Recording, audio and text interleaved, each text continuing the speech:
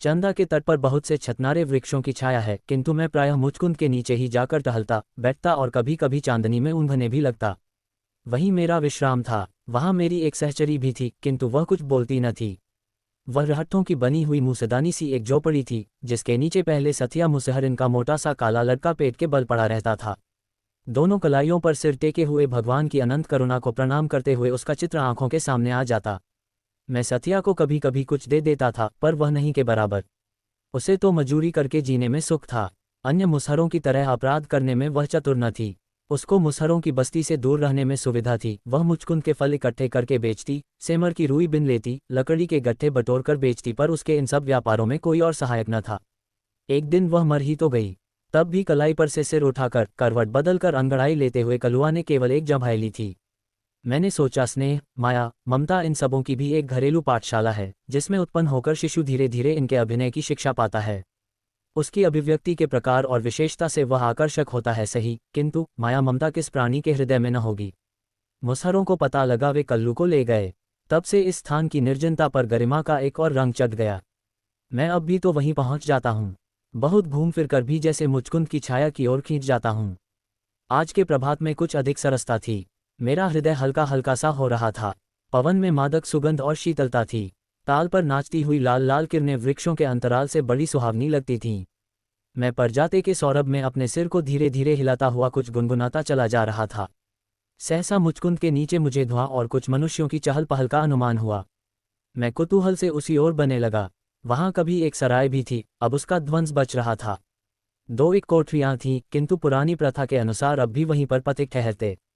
मैंने देखा कि मुचकुंद के आसपास दूर तक एक विचित्र जमावड़ा है। भूत शिविरों की पांति में यहाँ पर काननचरों, बिना घरवालों की बस्ती बसी हुई है।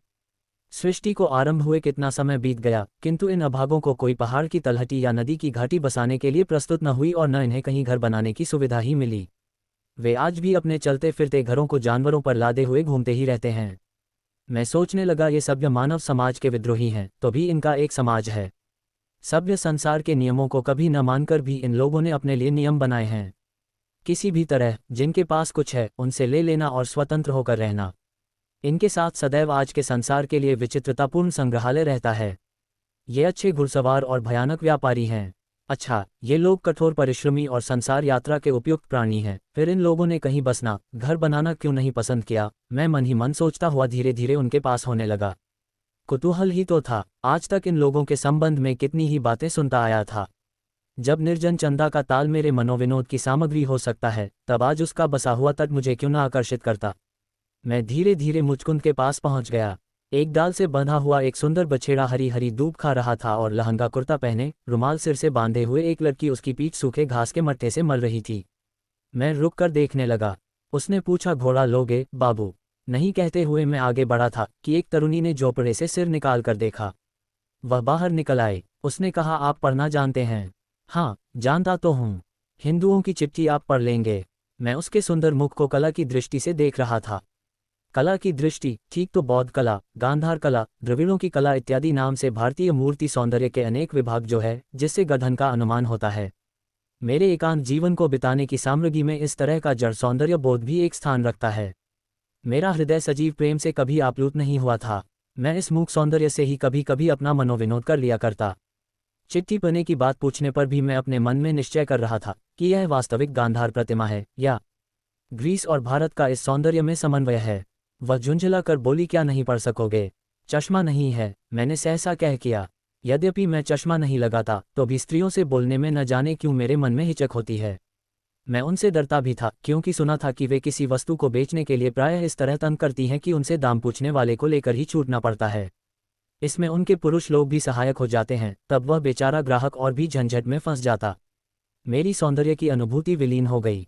मैं अपने दैनिक जीवन के अनुसार टहलने का उपक्रम करने लगा, किंतु वह सामने अचल प्रतिमा की तरह खड़ी हो गई। मैंने कहा, क्या है? चश्मा चाहिए, मैं ले आती हूँ। ठहरो ठहरो, मुझे चश्मा न चाहिए, कहकर मैं सोच रहा था कि कहीं मुझे खरीदना ना पड़े। उसने पूछा, तब तुम पढ़ सकोगे कैसे? मैंने देखा कि बिना पढ़े मुझे छुट्टी न मिलेगी।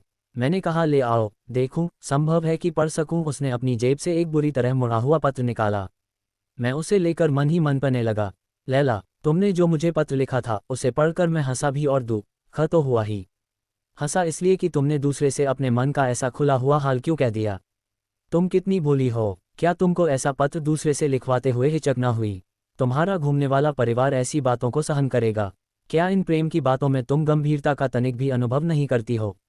और दुखी इसलिए हुआ कि तुम मुझसे प्रेम करती हो। ये कितनी भयानक बात है, मेरे लिए भी और तुम्हारे लिए भी। तुमने मुझे निमंत्रित किया है प्रेम के स्वतंत्र साम्राज्य में घूमने के लिए, किंतु तुम जानती हो मुझे जीवन की ठोस झंझटों से छुट्टी नहीं। घर में मेरी स्त्री है, 3 बच्चे हैं, उन सबों के लिए मुझे खटना पड़ता है, काम करना पड़ता है। यदि वैसा न भी होता तो भी क्या मैं तुम्हारे जीवन को अपने साथ घसीटने में समर्थ होता? तुम स्वतंत्र वन विहंगिनी और मैं एक हिंदू गृहस्थ, अनेकों रुकावटें, बीसों बंधन। ये सब असंभव है। तुम भूल जाओ, जो स्वप्न तुम देख रही हो उसमें केवल हम और तुम हैं। संसार का आभास नहीं। मैं संसार में एक दिन और जीर्ण सुख लेते हुए जीवन की विभिन्न अवस्थाओं का समन्वय करने का प्रयत्न कर रहा हूँ। न मालूम कब से मनुष्य इस भयानक सुख का अनुभव कर रहा है। मैं उन मनुष्यों में अपवाद नहीं हूँ, क्योंकि यह सुख भी तुम्हारे स्वतंत्र सुख की संतति है। वह आरंभ है, ये परिणाम है। फिर भी घर बसाना पड़ेगा, फिर वही समस्याएं सामने आवेंगी।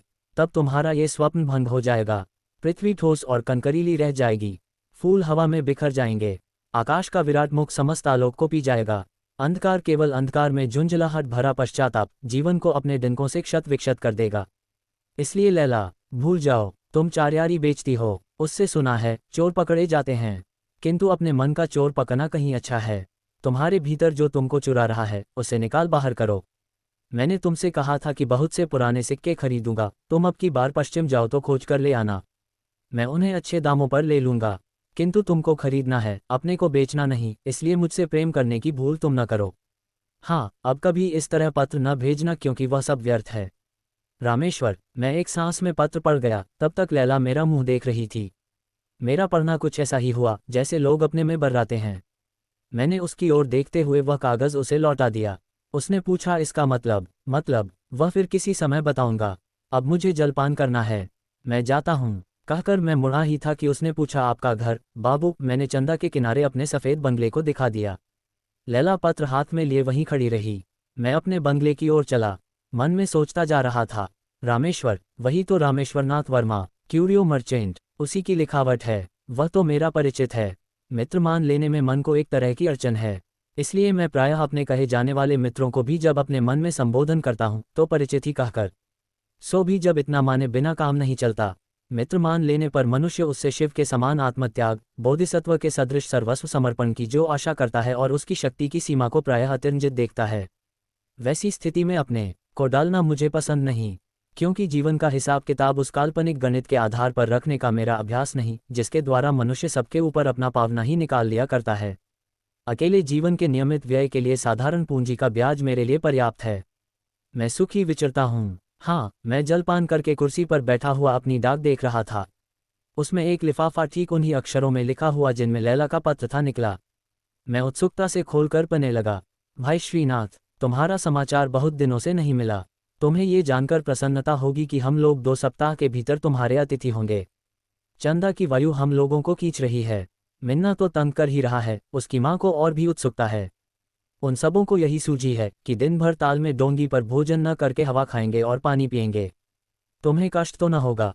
तुम्हारा रामेश्वर। पत्र पढ़ लेने पर जैसे कुतूहल मेरे सामने नाचने लगा। रामेश्वर के परिवार का स्नेह, उनके मधुर झगड़े, मान मनोबल, समझौता और अभाव में भी संतोष, कितना सुंदर। मैं कल्पना करने लगा, रामेश्वर एक सफल कदम है जिसके ऊपर मालती की लता अपनी सैकड़ों उलझनों से आनंद की छाया और आलिंगन का स्नेह सुरभि ढाल रही है। रामेश्वर का ब्याह मैंने देखा था। रामेश्वर के हाथ के ऊपर मालती की पीली हथेली जिसके ऊपर जलधारा पड़ रही थी। सचमुच यह संबंध कितना शीतल हुआ। उस समय मैं हंस रहा था, बालिका मालती और किशोर रामेश्वर। हिंदू समाज का ये परिहास, ये भीषण मनोविनोद। तो भी मैंने देखा, कहीं भूचाल नहीं हुआ, कहीं ज्वालामुखी नहीं फूटा, बहिया ने कोई गांव बहाया नहीं। रामेश्वर और मालती अपने सुख की फसल हर साल काटते हैं। मैंने जो सोचा, अभी अभी जो विचार मेरे मन में आया, वह न लिखूंगा। मेरी क्षुद्रता जलन के रूप में प्रकट होगी, किंतु मैं सच कहता हूँ, मुझे रामेश्वर से जलन नहीं, तो भी मेरे उस विचार का मिथ्या अर्थ लोग लगा ही लेंगे। आजकल मनोविज्ञान का युग है न, प्रत्येक ने मनोवृत्तियों के लिए हृदय को कबूतर का दरबा बना डाला है। इनके लिए सफ़ेद, नीला, सुर्ख का श्रेणी विभाग कर लिया गया है। उतनी प्रकार की मनोवृत्तियों को गिनकर वर्गीकरण कर लेने का साहस भी होने लगा है। तो भी मैंने उस बात को सोच ही लिया। मेरे साधारण जीवन में एक लहर उठी, प्रसन्नता की स्निग्ध लहर। पारिवारिक सुखों से लिपटा हुआ प्रणयकला देखूंगा, मेरे दायित्व विहीन जीवन का वह मनोविनोद होगा। मैं रामेश्वर को पत्र लिखने लगा। भाई रामेश्वर, तुम्हारे पत्र ने मुझ पर प्रसन्नता की वर्षा की है। मेरे शून्य जीवन को आनंद कोलाहल से कुछ ही दिनों के लिए सही भर देने का तुम्हारा प्रयत्न मेरे लिए सुख का कारण होगा। तुम अवश्य आओ और सबको साथ लेकर आओ। तुम्हारा श्रीनाथ। पुनश्च बंबई से आते हुए सूरन अवश्य लेते आना, यहाँ वैसा नहीं मिलता। सूरन की तरकारी की गर्मी में ही तुम लोग चंदा की ठंडी हवा झेल सकोगे और साथ साथ अपनी चलती फिरती दुकान का एक बक्स जिस पर हम लोगों की बातचीत की परंपरा लगी रहे।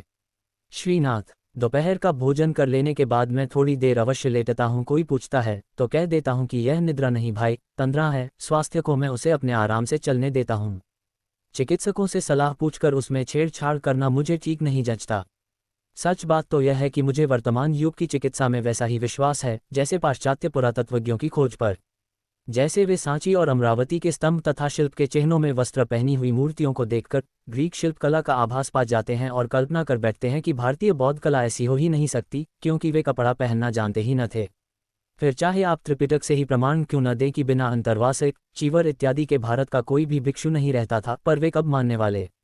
वैसे ही चिकित्सक के पास सिर में दर्द होने की दवा खोजने गए कि वह पेट से उसका संबंध जोड़कर कोई रेचक औषधि दे ही देगा।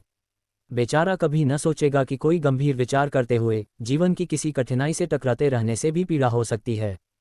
तो भी मैं हल्की सी तंद्रा केवल तबीयत बनाने के लिए ले ही लेता हूँ। शरदकाल की उजली धूप ताल के नीले जल पर फैल रही थी, आंखों में चकाचौंधी लग रही थी।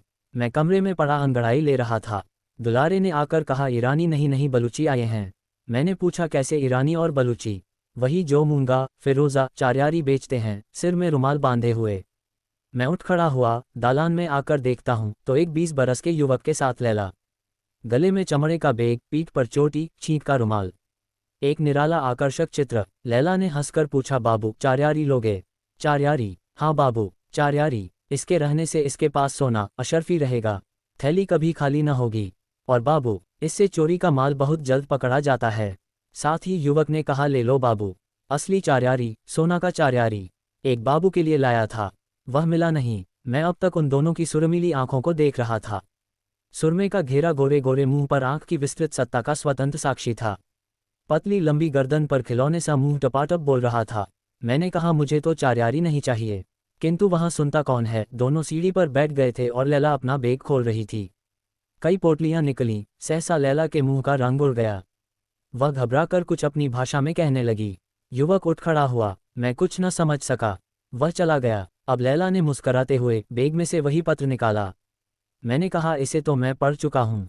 इसका मतलब वह तुम्हारी चार्यारी खरीदने फिर आवेगा, यही इसमें लिखा है। मैंने कहा, बस इतना ही? और भी कुछ है क्या बाबू? और जो उसने लिखा है वह मैं नहीं कह सकता।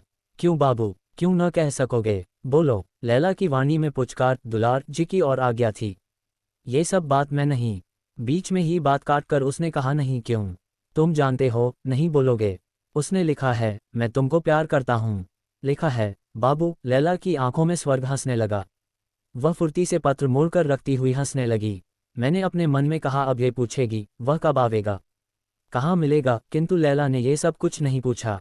वह सीढ़ियों पर अर्धशयनावस्था में जैसे कोई सुंदर सपना देखती हुई मुस्करा रही थी। युवक दौड़ता हुआ आया। उसने अपनी भाषा में कुछ घबरा कर कहा, पर लैला लेटे ही लेटे कुछ बोली।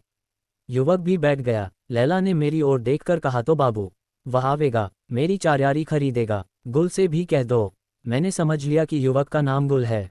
मैंने कहा, हाँ, वह तुम्हारी चार्यारी खरीदने आवेंगे। गुल ने लैला की ओर प्रसन्न दृष्टि से देखा, परंतु मैं जैसे भयभीत हो गया। अपने ऊपर संदेह होने लगा। लैला सुंदरी थी, पर उसके भीतर भयानक राक्षस की आकृति थी या देवमूर्ति। ये बिना जाने मैंने क्या कह दिया, इसका परिणाम भीषण भी हो सकता है। मैं सोचने लगा, रामेश्वर को मित्र तो मानता नहीं, किंतु मुझे उससे शत्रुता करने का क्या अधिकार है। चंदा के दक्षिणी तट पर ठीक मेरे बंगले के सामने एक पाठशाला थी। उसमें एक सिंगली सज्जन रहते थे। न जाने कहाँ कहाँ से उनको चंदा मिलता था। वे पास पड़ोस के लड़कों को बुलाकर पढ़ाने के लिए बिठाते थे। 2 मास्टरों को वेतन देते थे। उनका विश्वास था कि चंदा का तट किसी दिन तथागत के पवित्र चरण चिन्ह से अंकित हुआ था। वे आज भी उन्हें खोजते थे। बड़े शांत प्रकृति के जीव थे। उनका श्यामल शरीर, कुंचित केश, तीक्ष्ण दृष्टि, सिंगली विशेषता से पूर्ण विनय, मधुर वाणी और कुछ कुछ मोटे अधरों में 24 घंटे बसने वाली हंसी आकर्षण से भरी थी। मैं कभी कभी जब जीभ में खुजलाहट होती, वहां पहुंच जाता। आज की वह घटना मेरे गंभीर विचार का विषय बनकर मुझे व्यस्त कर रही थी। मैं अपनी डोंगी पर बैठ गया। दिन अभी घंटे 1.5 घंटे बाकी था। उस पार खींचकर डोंगी ले जाते बहुत देर नहीं हुई। मैं पाठशाला और ताल के बीच के उद्यान को देख रहा था, खजूर और नारियल के ऊंचे ऊंचे वृक्षों को जिसमें निराली छटा थी। एक नया पीपल अपने चिकने पत्तों की हरियाली में झूम रहा था। उसके नीचे शिला पर प्रज्ञासारथी बैठे थे। नाव को अटकाकर मैं उनके समीप पहुंचा। अस्त होने वाले सूर्य बिंब की रंगीली किरणें उनके प्रशांत मुखमंडल पर पड़ रही थीं। 2-2.5 हजार वर्ष पहले का चित्र दिखाई पड़ा, जब भारत की पवित्रता हजारों कोस से लोगों को वासना दमन करना सीखने के लिए आमंत्रित करती थी। आज भी आध्यात्मिक रहस्यों के उस देश में उस महती साधना का आशीर्वाद बचा है। अभी भी बोध वृक्ष पनपते हैं। जीवन की जटिल आवश्यकता को त्याग कर जब काशाय पहने संध्या के सूर्य के रंग में रंग मिलाते हुए ध्यान स्तिमित लोचन मूर्तियां अभी देखने में आती है, तब जैसे मुझे अपनी सत्ता का विश्वास होता है और भारत की अपूर्वता का अनुभव होता है। अपनी सत्ता का इसलिए कि मैं भी त्याग का अभिनय करता हूं न, और भारत के लिए तो मुझे पूर्ण विश्वास है कि इसकी विजय धर्म में है। अधरों में कुंचित हंसी, आंखों में प्रकाश भरे प्रज्ञासारथी ने मुझे देखते हुए कहा, आज मेरी इच्छा थी कि आपसे भेंट हो। मैंने हंसते हुए कहा, अच्छा हुआ कि मैं प्रत्यक्ष ही आ गया, नहीं तो ध्यान में बाधा पड़ती। श्रीनाथ जी, मेरे ध्यान में आपके आने की संभावना न थी, तो भी आज एक विषय पर आपकी सम्मति की आवश्यकता है। मैं भी कुछ कहने के लिए ही यहाँ आया हूँ। पहले मैं कहूँ कि आप ही आरंभ करेंगे। सथिया के लड़के कल्लू के संबंध में तो आपको कुछ नहीं कहना है। मेरे बहुत कहने पर मुसहरों ने उसे पने के लिए मेरी पाठशाला में रख दिया है और उसके पालन के भार से अपने को मुक्त कर लिया। अब वह 7 बरस का हो गया है। अच्छी तरह खाता पीता है, साफ सुथरा रहता है, कुछ कुछ पढ़ता भी है। प्रज्ञासारथी ने कहा, चलिए, अच्छा हुआ, एक रास्ते पर लग गया। फिर जैसा उसके भाग्य में हो। मेरा मन इन घरेलू बंधनों में पड़ने के लिए विरक्त सा है, फिर भी न जाने क्यों कल्लू का ध्यान आ ही जाता है। मैंने कहा, तब तो अच्छी बात है, आप इस कृत्रिम विरक्ति से ऊब चले हैं, तो कुछ काम करने लगिए। मैं भी घर जाना चाहता हूँ, न हो तो पाठशाला ही चलाए। कहते हुए प्रज्ञासारथी ने मेरी ओर गंभीरता से देखा। मेरे मन में हलचल हुई। मैं एक बकवादी मनुष्य, किसी विषय पर गंभीरता का अभिनय करके थोड़ी देर तक सफल वाद विवाद चला देना और फिर विश्वास करना, इतना ही तो मेरा अभ्यास था। काम करना, किसी दायित्व को सिर पर लेना असंभव। मैं चुप रहा। वह मेरा मुंह देख रहे थे। मैं चतुरता से निकल जाना चाहता था। यदि मैं थोड़ी देर और उसी तरह सन्नाटा रखता तो मुझे हाँ या नहीं कहना ही पड़ता। मैंने विवाह वाला चुटकुला छेड़ ही तो दिया। आप तो विरक्त भिक्षु हैं, अब घर जाने की आवश्यकता कैसे आ पड़ी? भिक्षु, आश्चर्य से प्रज्ञासारथी ने कहा, मैं तो ब्रह्मचर्य में हूँ, विद्याभ्यास और धर्म का अनुशीलन कर रहा हूँ। यदि मैं चाहूँ तो प्रव्रज्या ले सकता हूँ, नहीं तो गृही बनने में कोई धार्मिक आपत्ति नहीं। सिंगल में तो यही प्रथा प्रचलित है। मेरे विचार से यह प्राचीन आर्य प्रथा भी थी।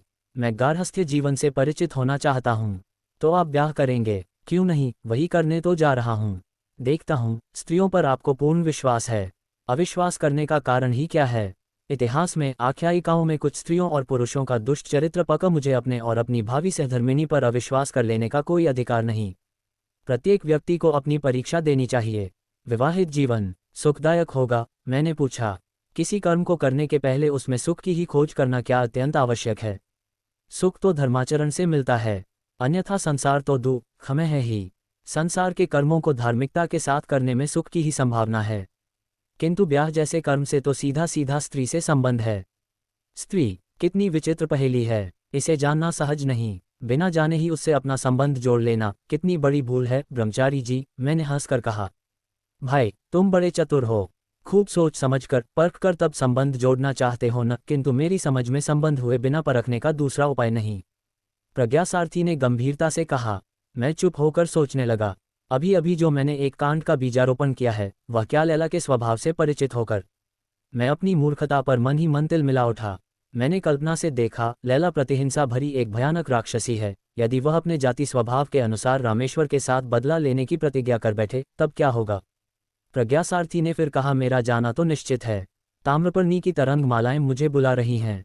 मेरी एक प्रार्थना है, आप कभी कभी आकर इसका निरीक्षण कर लिया कीजिए। मुझे एक बहाना मिला। मैंने कहा, मैंने बैठे बिठाए एक झंझट बुला ली है। मैं देखता हूं कि कुछ दिनों तक तो मुझे उसमें फंसना ही पड़ेगा। प्रज्ञासारथी ने पूछा, वह क्या? मैंने लैला का पत्र पढ़े और उसके बाद का सब वृतांत कह सुनाया। प्रज्ञासारथी चुप रहे, फिर उन्होंने कहा, आपने इस काम को खूब सोच समझ कर करने की आवश्यकता पर तो ध्यान न दिया होगा, क्योंकि इसका फल दूसरे को भोगने की संभावना है। न, मुझे प्रज्ञासारथी का ये व्यंग अच्छा न लगा। मैंने कहा, संभव है कि मुझे भी कुछ भोगना पड़े। भाई, मैं देखता हूँ संसार में बहुत से ऐसे काम मनुष्य को करने पड़ते हैं जिन्हें वह स्वप्न में भी नहीं सोचता। अकस्मात वे प्रसंग सामने आकर गुर्राने लगते हैं जिनसे भागकर जान बचाना ही उसका अभीष्ट होता है। मैं भी इसी तरह ब्याह करने के लिए सिंगल जा रहा हूँ। अंधकार को भेद कर शरद का चंद्रमा नारियल और खजूर के वृक्षों पर दिखाई देने लगा था। चंदा का ताल लहरियों में प्रसन्न था। मैं क्षण भर के लिए प्रकृति की उस सुंदर चित्रपटी को तन्मय होकर देखने लगा। कलुआ ने जब प्रज्ञासारथी को भोजन करने की सूचना दी, मुझे स्मरण हुआ कि मुझे उस पार जाना है। मैंने दूसरे दिन आने को कहकर प्रज्ञासारथी से छुट्टी मांगी। डोंगी पर बैठकर मैं धीरे धीरे डांड चलाने लगा। मैं अन्ना सा डांड चलाता हुआ कभी चंद्रमा को और कभी चंदा ताल को देखता। नाव सरल आंदोलन में तिर रही थी। बार बार सिंगली प्रज्ञासारथी की बात सोचता जाता था। मैंने घूमकर देखा तो कुंज से घिरा हुआ पाठशाला का भवन चंदा के शुभ्र जल में प्रतिबिंबित हो रहा था। चंदा का वह तट समुद्र उपकूल का एक खंड चित्र था। मन ही मन सोचने लगा, मैं करता ही क्या हूँ? यदि मैं पाठशाला का ही निरीक्षण करूं तो हानि क्या? मन भी लगेगा और समय भी कटेगा। अब मैं दूर चला आया था। सामने मुचकुंद वृक्ष की नील आकृति दिखलाई पड़ी। मुझे लैला का फिर स्मरण आ गया। कितनी सरल, स्वतंत्र और साहसिकता से भरी हुई रमणी है। सुरमीली आंखों में कितना नशा है और अपने मादक उपकरणों से भी रामेश्वर को अपनी ओर आकर्षित करने में वह असमर्थ है। रामेश्वर पर मुझे क्रोध आया और लैला को फिर अपने विचारों से उलझते देखकर झुंझला उठा। अब किनारा समीप हो चला था। मैं मुचकुंद की ओर से नाव घुमाने को था कि मुझे उस प्रशांत जल में दो सिर तैरते हुए दिखाई पड़े। शरदकाल की शीतल रजनी में उन तैरने वालों पर मुझे आश्चर्य हुआ। मैंने डांड चलाना बंद कर दिया। दोनों तैरने वाले डोंगी के पास आ चले थे। मैंने चंद्रिका के आलोक में पहचान लिया, वह लैला का सुंदर मुख था। कुमुदिनी की तरह प्रफुल्ल चांदनी में हंसता हुआ लैला का मुख। मैंने पुकारा, लैला। वह बोलने ही को थी कि उसके साथ वाला मुख गुर्रा उठा। मैंने समझा कि उसका साथी गुल होगा, किंतु लैला ने कहा, चुप, बाबूजी हैं। अब मैंने पहचाना, वह एक भयानक ताजी कुत्ता है जो लैला के साथ तैर रहा था। लैला ने कहा, बाबूजी, आप कहाँ? मेरी डोंगी के एक ओर लैला का हाथ था और दूसरी ओर कुत्ते के दोनों अगले पजे। मैंने कहा, यूं ही घूमने आया था और तुम रात को तैरती हो। लैला, दिन भर काम करने के बाद अब तो छुट्टी मिली है, बदन ठंडा कर रही हूँ, लैला ने कहा। वह एक बुद्ध दृश्य था। इतने दिनों तक मैं जीवन के अकेले दिनों को काट चुका हूँ। अनेक अवसर विचित्र घटनाओं से पूर्ण और मनोरंजक मिले हैं, किंतु ऐसा दृश्य तो मैंने कभी न देखा। मैंने पूछा, आज की रात तो बहुत ठंडी है, लैला? उसने कहा, नहीं, बड़ी गर्म। दोनों ने अपनी रुकावट हटा ली। डोंगी चलने को स्वतंत्र थी। लैला और उसका साथी दोनों तैरने लगे। मैं फिर अपने बंगले की ओर डोंगी खेने लगा। किनारे पर पहुंचकर देखता हूं कि दुलारे खड़ा है। मैंने पूछा, क्यों रे, तू कब से यहाँ है? उसने कहा, आपको आने में देर हुई, इसलिए मैं आया हूँ। रसोई ठंडी हो रही है। मैं डोंगी से उतर पड़ा और बंगले की ओर चला। मेरे मन में न जाने क्यों संदेह हो रहा था कि दुलारे जानबूझकर परखने आया था। लैला से बातचीत करते हुए उसने मुझे अवश्य देखा है, तो क्या वह मुझ पर कुछ संदेह करता है? मेरा मन दुलारे को संदेह करने का अवसर देकर जैसे कुछ प्रसन्न ही हुआ। बंगले पर पहुंचकर मैं भोजन करने बैठ गया। स्वभाव के अनुसार शरीर तो अपना नियमित सब करता ही रहा, किंतु सो जाने पर भी वही सपना देखता रहा। आज बहुत विलंब से सोकर उठा। आलस से कहीं घूमने फिरने की इच्छा न थी। मैंने अपनी कोठरी में ही आसन जमाया। मेरी आंखों में वह रात्रि का दृश्य अभी घूम रहा था। मैंने लाख चेष्टा की, किंतु लैला और वह सिंगली भिक्षु दोनों ही ने मेरे हृदय को अखाड़ा बना लिया था। मैंने विरक्त होकर विचार परंपरा को तोड़ने के लिए बांसुरी बजाना आरंभ किया। आसावरी के गंभीर विलंबित आलापों में फिर भी लैला की प्रेमपूर्ण आकृति जैसे बनने लगती। मैंने बांसुरी बजाना बंद किया और ठीक विश्राम काल में ही मैंने देखा कि प्रज्ञासारथी सामने खड़े हैं। मैंने उन्हें बैठाते हुए पूछा, आज आप इधर कैसे भूल पड़े? ये प्रश्न मेरी विचार विशृंखलता के कारण हुआ था, क्योंकि वे तो प्रायः मेरे यहाँ आया ही करते थे। उन्होंने हंसकर कहा, मेरा आना भूल कर नहीं, किंतु कारण से हुआ है। कहिए, आपने उस विषय में कुछ स्थिर किया? मैंने अनजान बनकर पूछा, किस विषय में? प्रज्ञासारथी ने कहा, वही पाठशाला की देखरेख करने के लिए, जैसा मैंने उस दिन आपसे कहा था। मैंने बात उड़ाने के ढंग से कहा, आप तो सोच विचार कर काम करने में विश्वास ही नहीं रखते। आपका तो यही कहना है न कि मनुष्य प्रायः अनिच्छावश बहुत से काम करने के लिए बाध्य होता है, तो फिर मुझे उस पर सोचने विचारने की क्या आवश्यकता थी? जब वैसा अवसर आवेगा तब देखा जाएगा। कृपया मेरी बातों का मनोनुकूल अर्थ न लगाए। ये तो मैं मानता हूं कि आप अपने ढंग से विचार करने के लिए स्वतंत्र हैं, किंतु उन्हें क्रियात्मक रूप देने के समय आपकी स्वतंत्रता में मेरा विश्वास संदिग्ध हो जाता है।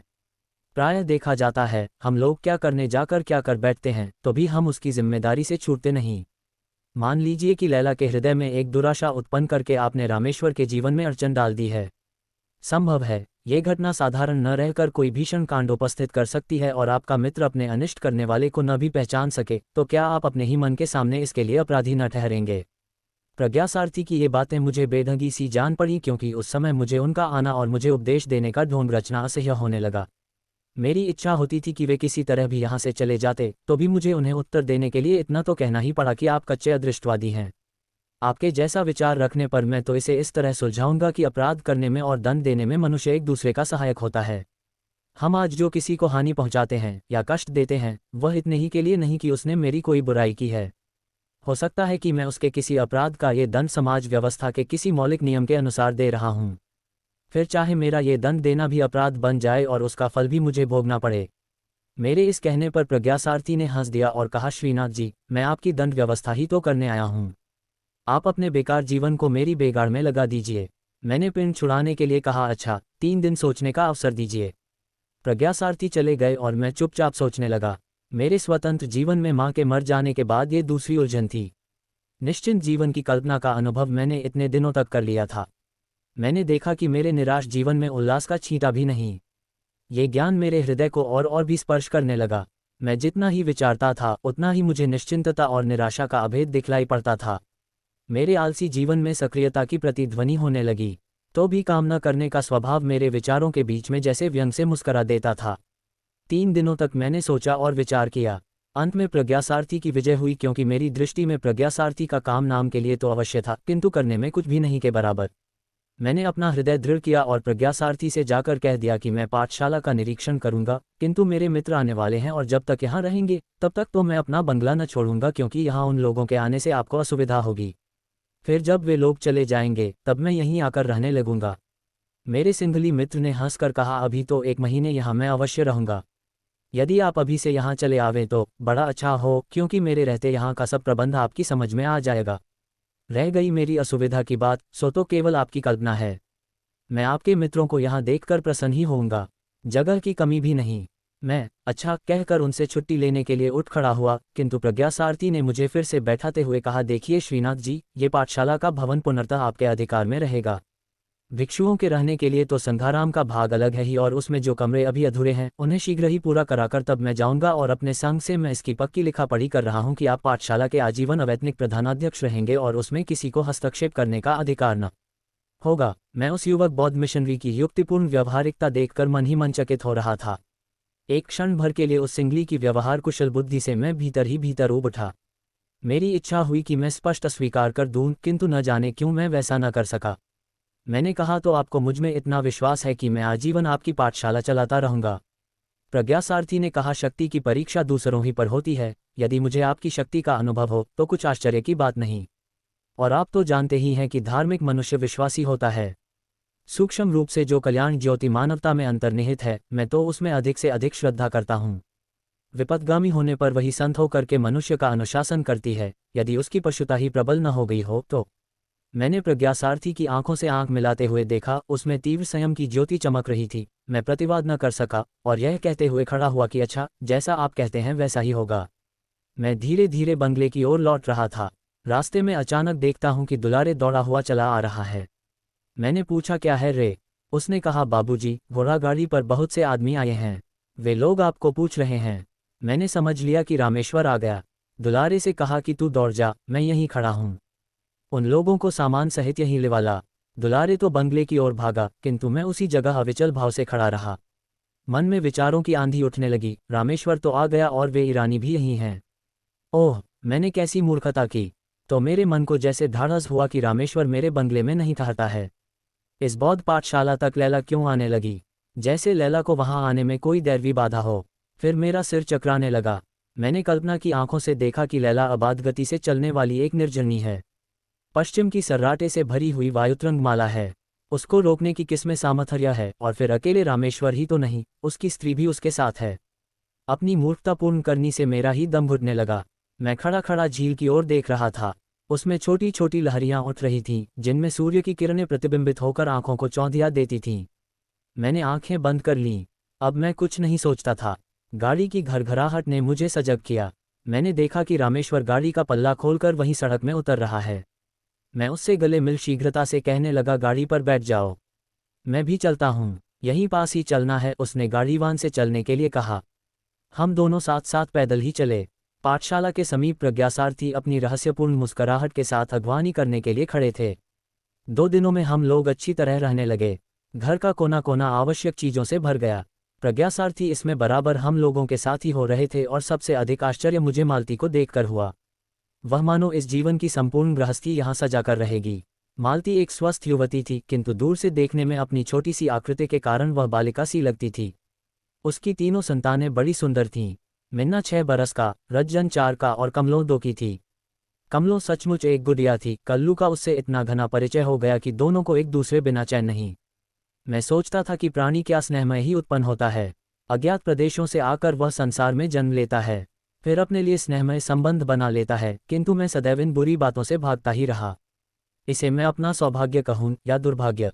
इन्हीं कई दिनों में रामेश्वर के प्रति मेरे हृदय में इतना स्नेह उमड़ा कि मैं उसे एक क्षण छोड़ने के लिए प्रस्तुत न था। अब हम लोग साथ बैठकर भोजन करते, साथ ही टहलने निकलते। बातों का तो अंत ही न था। कल्लू तीनों लड़कों को बहलाए रहता, दुलारे खाने पीने का प्रबंध कर लेता। रामेश्वर से मेरी बातें होती और मालती चुपचाप सुना करती। कभी कभी बीच में कोई अच्छी सी मीठी बात बोल भी देती। और प्रज्ञासारथी को तो मानो एक पाठशाला ही मिल गई थी। वे गार्हस्थ्य जीवन का चुपचाप अच्छा सा अध्ययन कर रहे थे। एक दिन मैं बाजार से अकेला लौट रहा था। बंगले के पास मैं पहुंचा ही था कि लैला मुझे दिखाई पड़ी।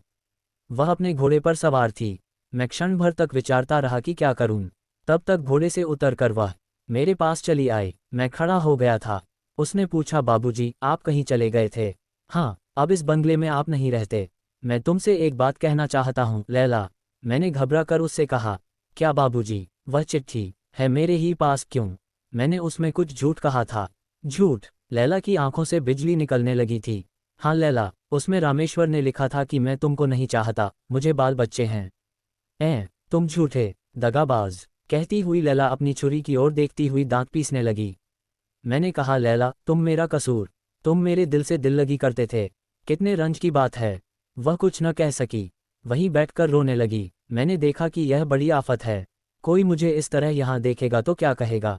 मैं तुरंत वहां से चल देना चाहता था, किंतु लैला ने आंसू भरी आंखों से मेरी ओर देखते हुए कहा, तुमने मेरे लिए दुनिया में एक बड़ी अच्छी बात सुनाई थी। वह मेरी हंसी थी। इसे जानकर आज मुझे इतना गुस्सा आता है कि मैं तुमको मार डालूं या आप ही मर जाऊं। लैला दांत पीस रही थी। मैं कांप उठा, अपने प्राणों के भय से नहीं, किंतु लैला के साथ अदृष्ट के खिलवाड़ पर और अपनी मूर्खता पर। मैंने प्रार्थना के ढंग से कहा, लैला, मैंने तुम्हारे मन को ठेस लगा दी है, इसका मुझे बड़ा दुख है। अब तुम उसको भूल जाओ। तुम भूल सकते हो, मैं नहीं। मैं खून करूंगी। उसकी आंखों से ज्वाला निकल रही थी। किसका? लैला, मेरा। ओह नहीं, तुम्हारा नहीं। तुमने एक दिन मुझे सबसे बड़ा आराम दिया है। हो, वह झूठा। तुमने अच्छा नहीं किया था, तो भी मैं तुमको अपना दोस्त समझती हूँ। तब किसका खून करोगी? उसने गहरी सांस लेकर कहा, अपना या किसी। फिर चुप हो गई। मैंने कहा, तुम ऐसा न करोगी लैला। मेरा और कुछ कहने का साहस नहीं होता था। उसी ने फिर पूछा, वह जो तेज हवा चलती है, जिसमें बिजली चमकती है, बर्फ गिरती है, जो बड़े बड़े पेड़ों को तोड़ डालती है, हम लोगों के घरों को उड़ा ले जाती है, आंधी? मैंने बीच ही में कहा। हाँ, वही मेरे यहाँ चल रही है, कहकर लैला ने अपनी छाती पर हाथ रख दिया। लैला, मैंने अधीर होकर कहा, मैं उसको एक बार देखना चाहती हूँ। उसने भी व्याकुलता से मेरी ओर देखते हुए कहा, मैं उसे दिखा दूंगा, पर तुम उसकी कोई बुराई तो न करोगी। मैंने कहा। खुश, कहकर लैला ने अपनी काली आंखें उठाकर मेरी ओर देखा। मैंने कहा, अच्छा लैला, मैं दिखा दूंगा, कल मुझसे यहीं मिलना। कहती हुई वह अपने घोड़े पर सवार हो गई। उदास लैला के बोझ से वह घोड़ा भी धीरे धीरे चलने लगा और लैला झुकी हुई सी उस पर मानो किसी तरह बैठी थी। मैं वहीं थोड़ी देर तक खड़ा रहा और फिर धीरे धीरे अनिच्छापूर्वक पाठशाला की ओर लौटा। प्रज्ञासारथी पीपल के नीचे शिलाखंड पर बैठे थे। मिन्ना उनके पास खड़ा उनका मुंह देख रहा था। प्रज्ञासारथी की रहस्यपूर्ण हंसी आज अधिक उदार थी। मैंने देखा कि वह उदासीन विदेशी अपनी समस्या हल कर चुका है। बच्चों की चहल पहल ने उसके जीवन में वांछित परिवर्तन ला दिया है। और मैं कह चुका था, इसलिए दूसरे दिन लैला से भेंट करने पहुंचा। देखता हूं कि वह पहले ही से वहां बैठी है। निराशा से उदास उसका मुंह आज पीला हो रहा था। उसने हंसने की चेष्टा नहीं की और न मैंने ही। उसने पूछा, तो कब कहाँ चलना होगा? मैं तो सूरत में उससे मिली थी। वहीं उसने मेरी चिट्ठी का जवाब दिया था। अब कहाँ चलना होगा? मैं भौंचक सा हो गया। लैला को विश्वास था कि सूरत, बम्बई, कश्मीर वह चाहे कहीं हो, मैं उसे लिवाकर चलूंगा ही और रामेश्वर से भेंट करा दूंगा। संभवत उसने मेरे परिहास का दंड निर्धारित कर लिया था। मैं सोचने लगा क्या कहूँ। लैला ने फिर कहा मैं उसकी बुराई न करूंगी, तुम डरो मत। मैंने कहा वह यहीं आ गया है, उसके बाल बच्चे सब साथ हैं। लैला, तुम चलोगी? वह एक बार सिर से पैर तक कांप उठी और मैं भी घबरा गया। मेरे मन में नई आशंका हुई, आज मैं क्या दूसरी भूल करने जा रहा हूँ। उसने संभलकर कहा हाँ चलूंगी बाबू। मैंने गहरी दृष्टि से उसके मुंह की ओर देखा तो अंधर नहीं किंतु एक शीतल मलय का व्याकुल झोंका उसकी घुंघराली लिटों के साथ खेल रहा था। मैंने कहा अच्छा, मेरे पीछे पीछे चलो आओ। मैं चला और वह मेरे पीछे थी। जब पाठशाला के पास पहुंचा तो मुझे हारमोनियम का स्वर और मधुर आलाप सुनाई पड़ा। मैं ठिठक कर सुनने लगा रमणीकांत की मधुर ध्वनि। मैंने देखा कि लैला की भी आंखें उस संगीत के नशे में मतवाली हो चली हैं। उधर देखता हूं तो कमलों को गोद में लिए प्रज्ञासारथी भी झूम रहे हैं। अपने कमरे में मालती छोटे से सफरी बाजे पर पीलू गा रही है और अच्छी तरह गा रही है। रामेश्वर लेटा हुआ उसके मुंह की ओर देख रहा है। पूर्ण तृप्ति, प्रसन्नता की माधुरी दोनों के मुंह पर खेल रही है। पास ही रंजन और मिन्ना बैठे हुए अपने माता और पिता को देख रहे हैं। हम लोगों के आने की बात कौन जानता है। मैंने एक क्षण के लिए अपने को कोसा, इतने सुंदर संसार में कलह की ज्वाला जलाकर मैं तमाशा देखने चला था। हाय रे मेरा कुतूहल। और लैला स्तब्ध अपनी बड़ी बड़ी आंखों से एकटक न जाने क्या देख रही थी। मैं देखता था कि कमलों प्रज्ञासारथी की गोद से धीरे से खिसक पड़ी और बिल्ली की तरह पैर दबाती हुई अपनी माँ की पीठ पर हंसती हुई गिर पड़ी और बोली माँ। और गाना रुक गया। कमलों के साथ मिन्ना और रंजन भी हंस पड़े। रामेश्वर ने कहा कमलों तू बली पाजी है, ले बापाजी लाल कहकर कमलों ने अपनी नन्ही सी उंगली उठाकर हम लोगों की ओर संकेत किया। रामेश्वर तो उठकर बैठ गए। मालती ने मुझे देखते ही सिर का कपड़ा तनिक आगे की ओर खींच लिया और लैला ने रामेश्वर को देखकर सलाम किया। दोनों की आंखें मिलीं। रामेश्वर के मुंह पर पल भर के लिए एक घबराहट दिखाई पड़ी। फिर उसने संभल कर पूछा अरे लैला, तुम यहाँ कहाँ? चार्यारी न लोगे बाबू? कहती हुई लैला निर्भीक भाव से मालती के पास जाकर बैठ गई। मालती लैला पर एक सलज्ज मुस्कान छोड़ती हुई उठ खड़ी हुई। लैला उसका मुंह देख रही थी किंतु उस ओर ध्यान न देकर मालती ने मुझसे कहा भाई जी, आपने जलपान नहीं किया? आज तो आप ही के लिए मैंने सूरन के लड्डू बनाए हैं। तो देती क्यों नहीं पगली, मैं सवेरे से ही भूखा भटक रहा हूं, मैंने कहा। मालती जलपान ले आने गई। रामेश्वर ने कहा चार्यारी ले आए हो? लैला ने हाँ कहते हुए अपना बैग खोला। फिर रुककर उसने अपने गले से एक ताबीज निकाला। रेशम से लिपटा हुआ चौकोर ताबीज का सीवन खोलकर उसने वह चिट्ठी निकाली। मैं स्थिर भाव से देख रहा था। लैला ने कहा पहले बाबूजी इस चिट्ठी को पढ़ दीजिए। रामेश्वर ने कंपित हाथों से उसको खोला। वह उसी का लिखा हुआ पत्र था। उसने घबराकर लैला की ओर देखा। लैला ने शांत स्वरों में कहा पे बाबू, मैं आप ही के मुंह से सुनना चाहती हूँ। रामेश्वर ने दृढ़ता से पढ़ना आरंभ किया, जैसे उसने अपने हृदय का समस्त बल आने वाली घटनाओं का सामना करने के लिए एकत्र कर लिया हो, क्योंकि मालती जलपान लिया ही रही थी। रामेश्वर ने पूरा पत्र पढ़ लिया, केवल नीचे अपना नाम नहीं पढ़ा। मालती खड़ी सुनती रही और मैं सूरन के लड्डू खाता रहा। बीच बीच में मालती का मुंह देख लिया करता था। उसने बड़ी गंभीरता से पूछा भाई जी लड्डू कैसे हैं? ये तो आपने बताया नहीं, धीरे से खा गए। जो वस्तु अच्छी होती है वही तो गले में धीरे से उतार ली जाती है, नहीं तो कड़वी वस्तु के लिए थू थू न करना पड़ता। मैं कह ही रहा था कि लैला ने रामेश्वर से कहा ठीक तो मैंने सुन लिया, अब आप उसको फाड़ डालिए, तब आपको चार्यारी दिखाऊं। रामेश्वर सचमुच पत्र फाड़ने लगा। चिंदी चिंदी उस कागज के टुकड़े की उड़ गई और लैला ने एक छिपी हुई गहरी सांस ली, किंतु मेरे कोनों ने उसे सुन ही लिया। वह तो एक भयानक आंधी से कम न थी। लैला ने सचमुच एक सोने की चार्यारी निकाली, उसके साथ एक सुंदर मूंगे की माला। रामेश्वर ने चार्यारी लेकर देखा। उसने मालती से 50 के नोट देने के लिए कहा। मालती अपने पति के व्यवसाय को जानती थी, उसने तुरंत नोट दे दिए। रामेश्वर ने जब नोट लैला की ओर बढ़ाए तभी कमलों सामने आकर खड़ी हो गई। बा लाल, रामेश्वर ने पूछा, क्या है रे कमलों? पुतली सी सुंदर बालिका ने रामेश्वर के गालों को अपने छोटे से हाथों से पकड़कर कहा लाला लाल। लैला ने नोट ले लिए थे। पूछा बाबूजी, मूंगे की माला न लीजिएगा? नहीं। लैला ने माला उठाकर कमलों को पहना दी। रामेश्वर नहीं नहीं कर ही रहा था किंतु उसने सुना नहीं। कमलों ने अपनी माँ को देखकर कहा माँ। लाल, वह हंस पड़ी और कुछ नोट रामेश्वर को देते हुए बोली तो ले न लो, इसका भी दाम दे दो। लैला ने तीव्र दृष्टि से मालती को देखा। मैं तो सहम गया था। मालती हंस पड़ी। उसने कहा क्या दाम न लोगी? लैला कमलों का मुंह चूमती हुई उठ खड़ी हुई। मालती अवाक, रामेश्वर स्तब्ध, किंतु मैं प्रकृतिस्थ था। लैला चली गई। मैं विचारता रहा, सोचता रहा। कोई अंत न था और छोर को पता नहीं। लैला, प्रज्ञासारथी, रामेश्वर और मालती सभी मेरे सामने बिजली के पुतलों से चक्कर काट रहे थे। संध्या हो चली थी, किंतु मैं पीपल के नीचे से उठ न सका। प्रज्ञासारथी अपना ध्यान समाप्त करके उठे। उन्होंने मुझे पुकारा, श्रीनाथ जी। मैंने हंसने की चेष्टा करते हुए कहा, कहिए। आज तो आप भी समाधिस्थ रहे। तब भी इसी पृथ्वी पर था, जहाँ लालसा क्रंदन करती है, दुख अनुभूति हंसती है और नियति अपने मिट्टी के पुतलों के साथ अपना क्रूर मनोविनोद करती है, किंतु आप तो बहुत ऊंचे किसी स्वर्गीय भावना में ठहरिए श्रीनाथ जी। सुख और दुख, आकाश और पृथ्वी, स्वर्ग और नरक के बीच में है वह सत्य जिसे मनुष्य प्राप्त कर सकता है। मुझे क्षमा कीजिए, अंतरिक्ष में उड़ने की मुझमें शक्ति नहीं है। मैंने परिहासपूर्वक कहा। साधारण मन की स्थिति को छोड़कर जब मनुष्य कुछ दूसरी बात सोचने के लिए प्रयास करता है, तब क्या वह उड़ने का प्रयास नहीं? हम लोग कहने के लिए द्विपद हैं, किंतु देखिए तो जीवन में हम लोग कितनी बार उचकते हैं, उड़ान भरते हैं। वही तो उन्नति की चेष्टा, जीवन के लिए संग्राम और भी क्या क्या नाम से प्रशंसित नहीं होती। तो मैं भी इसकी निंदा नहीं करता, उठने की चेष्टा करनी चाहिए, किंतु आप यही न कहेंगे कि समझ बूझ कर एक बार उचकना चाहिए, किंतु उस एक बार को, उस अचूक अवसर को जानना सहज नहीं।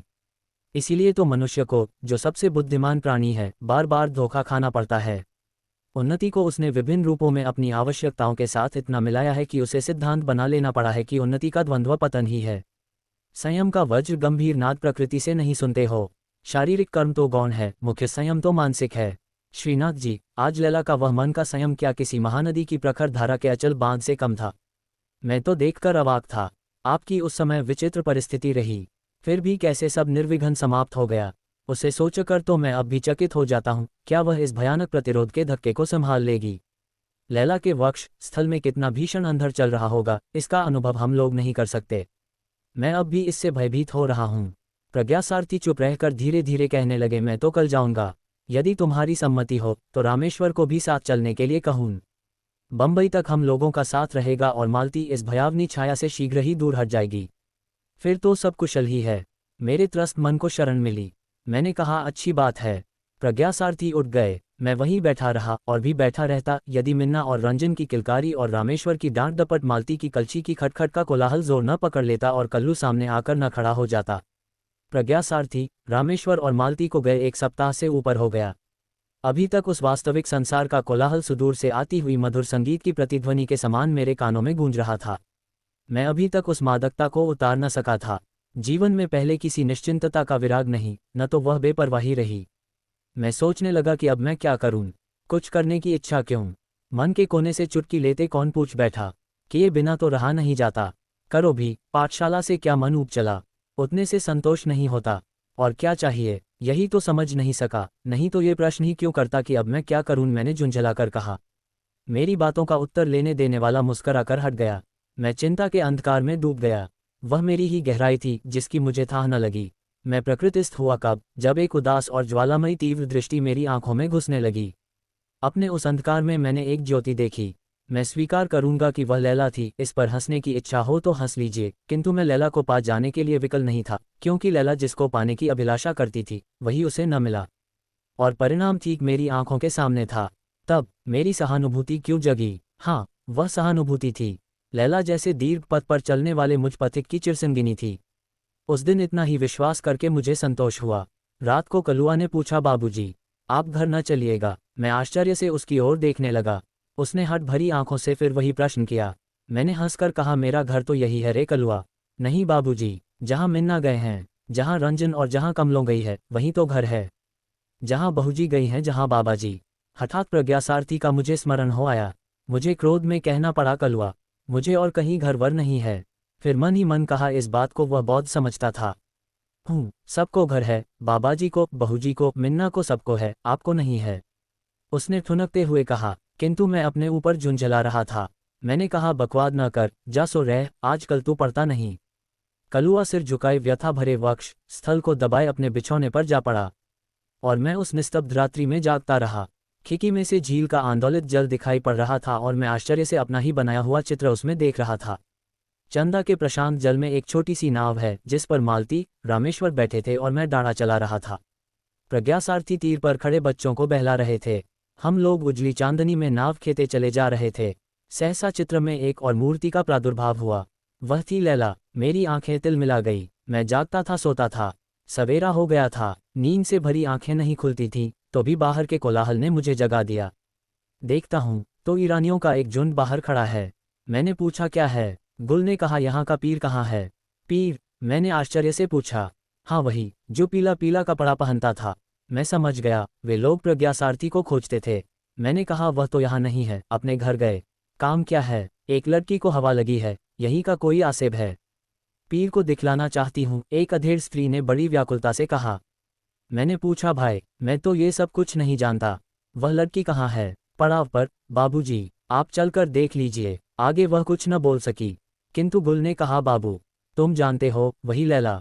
आगे मैं न सुन सका। अपनी ही अंतर्ध्वनि से मैं व्याकुल हो गया। यही तो होता है, किसी के उजड़ने से ही दूसरा बसता है। यदि यही विधि विधान है तो बसने का नाम उजना ही है। यदि रामेश्वर, मालती और अपने बाल बच्चों की चिंता छोड़कर लैला को ही देखता तभी। किंतु वैसा हो कैसे सकता है? मैंने कल्पना की आंखों से देखा, लैला का विवर्ण सुंदर मुख, निराशा की झुलस से दयनीय मुख।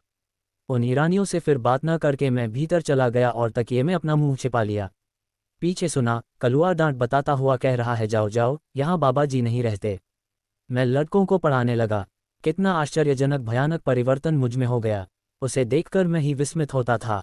कलुआ इन्हीं कई महीनों में मेरा एकांत साथी बन गया। मैंने उसे बार बार समझाया, किंतु वह बीच बीच में मुझसे घर चलने के लिए कह बैठता ही था। मैं हताश हो गया। अब वह जब घर चलने की बात कहता तो मैं सिर हिलाकर कह देता अच्छा, अभी चलूंगा। दिन इसी तरह बीतने लगे। बसंत के आगमन से प्रकृति सिहर उठी। वनस्पतियों की रोमावली पुलकित थी। मैं पीपल के नीचे उदास बैठा हुआ ईषत् शीतल पवन से अपने शरीर में फुरहरी का अनुभव कर रहा था। आकाश की आलोकमाला चंदा की वीचियों में डुबकियां लगा रही थी। निस्तब्ध रात्रि का आगमन बड़ा गंभीर था। दूर से एक संगीत की नन्ही नन्ही करुण वेदना की तान सुनाई पड़ रही थी। उस भाषा को मैं नहीं समझता था। मैंने समझा, ये भी कोई छलना होगी। फिर सहसा मैं विचारने लगा कि नियति भयानक वेग से चल रही है। आंधी की तरह उसमें असंख्य प्राणी तृणतुलिका के समान इधर उधर बिखर रहे हैं। कहीं से लाकर किसी को वह मिला ही देती है और ऊपर से कोई बोझे की वस्तु भी लाद देती है कि वे चिरकाल तक एक दूसरे से संबद्ध रहें। सचमुच कल्पना प्रत्यक्ष हो चली। दक्षिण का आकाश धूसर हो चला, एक दानव ताराओं को निगलने लगा। पक्षियों का कोलाहल बढ़ा, अंतरिक्ष व्याकुल हो उठा। कड़कड़ाहट में सभी आश्रय खोजने लगे, किंतु मैं कैसे उठता? वह संगीत की ध्वनि समीप आ रही थी। वज्रनिर्घोष को भेद कर कोई कलेजे से गा रहा था। अंधकार के साम्राज्य में तृण, लता, वृक्ष सचराचर कंपित हो रहे थे। कलुआ की चीत्कार सुनकर भीतर चला गया। उस भीषण कोलाहल में भी वही संगीत ध्वनि पवन के हिंडोले पर झूल रही थी, मानो पाठशाला के चारों ओर लिप रही थी। सहसा एक भीषण अर्राहट हुई। अब मैं टार्च लिए बाहर आ गया। आंधी रुक गई थी। मैंने देखा पीपल की बड़ी सी डाल फटी पड़ी है और लैला नीचे दबी हुई अपनी भावनाओं की सीमा पार कर चुकी है। मैं अब भी चंदा तट की बौद्ध पाठशाला का अवैतनिक अध्यक्ष हूँ। प्रज्ञासारथी के नाम को कोसता हुआ दिन बिताता हूँ। कोई उपाय नहीं, वही जैसे मेरे जीवन का केंद्र है। आज भी मेरे हृदय में आंधी चला करती है और उसमें लैला का मुख बिजली की तरह कौंधा करता है।